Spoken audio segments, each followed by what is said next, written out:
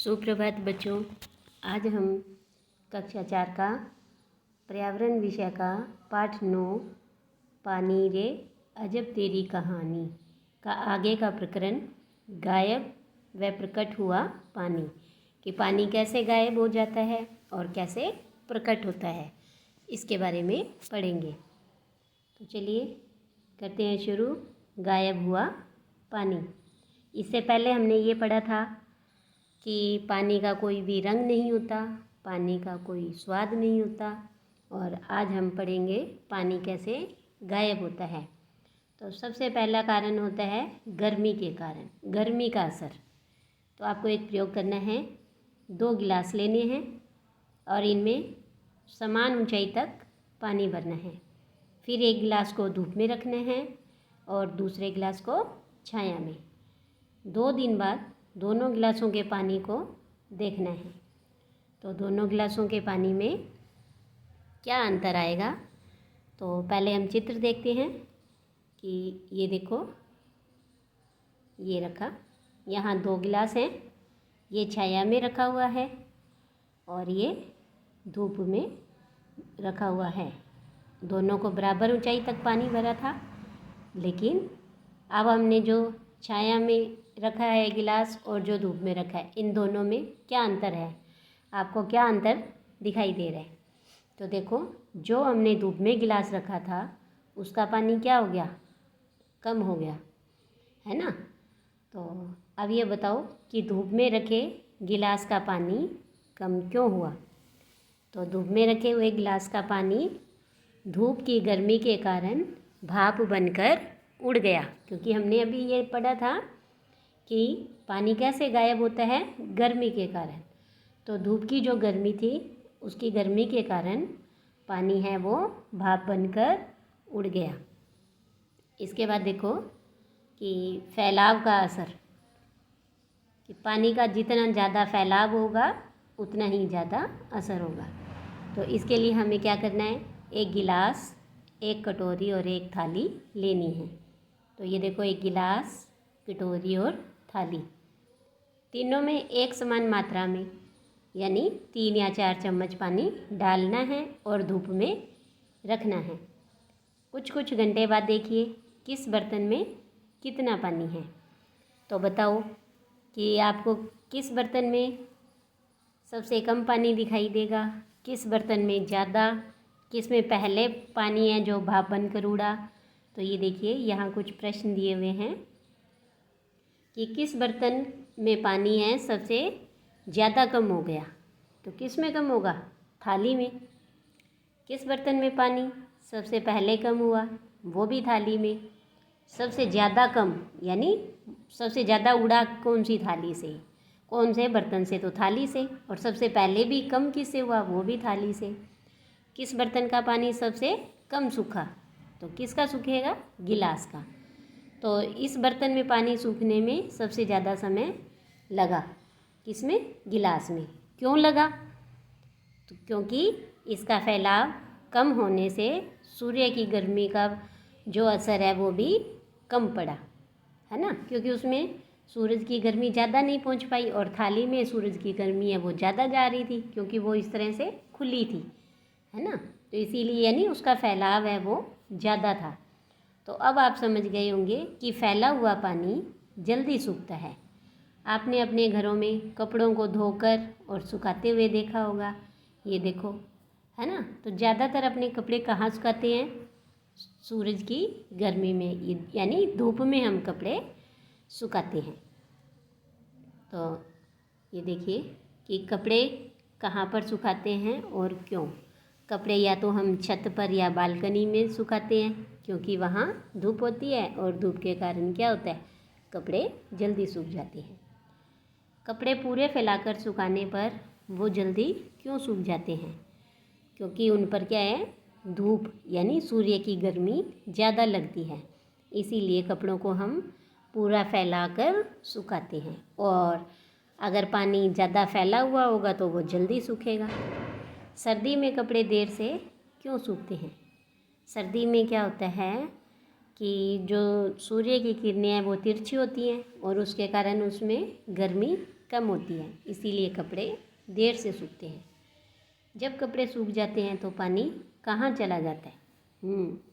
ये देखो, जब कपड़े सूख जाते हैं तो जो कपड़ों का पानी है वो भाप बनकर ऊपर वायुमंडल में चला जाता है। तो ये देखो, पानी गर्मी से भाप बनकर उड़ जाता है। इस भाप को हवा सोख लेती है, यानी अवशोषित कर लेती है, क्योंकि वो पानी को कौन, उस जो भाप बनी है उसमें पानी तो है, तो उस पानी को किसने सोखा? हवा ने। और यह भाप हवा के साथ मिल जाती है और पानी का वाष्प बनकर उड़ना ही वाष्पीकरण कहलाता है। यानी पानी का वाष्प बोल दो या भाप बोल दो, एक ही बात होती है। तो पानी का वाष्प बनकर उड़ना वाष्पीकरण कहलाता है और वाष्पीकरण के कारण ही कपड़े सूखते हैं।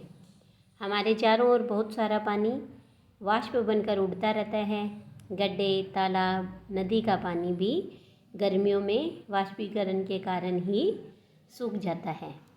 इसके बाद देखो कि प्रकट हुआ पानी।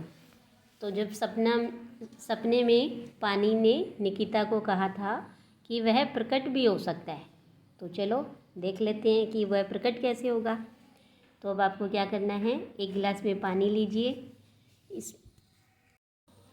तो उस गिलास में थोड़ी बर्फ़ डालनी है और फिर कुछ घंटों के लिए फ्रिज में रखिए और फिर निकालिए।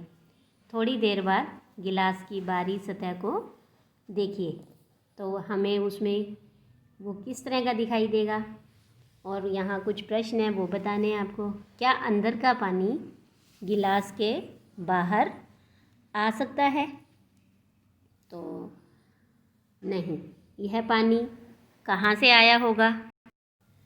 तो यह पानी देखो कि हमारे चारों ओर जो हवा होती है उसमें थोड़ी सी भाप हमेशा रहती है, वाष्प है वो सदैव होती है। और जब ठंडे गिलास के संपर्क में वह हवा या वाष्प आती है तो वो ठंडी हो जाती है और गिलास के बाहर जम जाती है, और इसी को ही हम संघनन भी कहते हैं। तो ऐसा तुमने अपने आसपास और कहाँ कहाँ होते देखते हो? तो जैसे गिलास के बाहर या आपकी जो कोल्ड ड्रिंक की बोतल है उसमें होता है ना। और इस तरह से ही जैसे हमने दूध गर्म किया और उस पतीले के ऊपर हमने प्लेट रखी, जब हम उस प्लेट को हटाएंगे तो उसमें भी छोटी छोटी पानी की बूंदें हमें दिखाई देती है।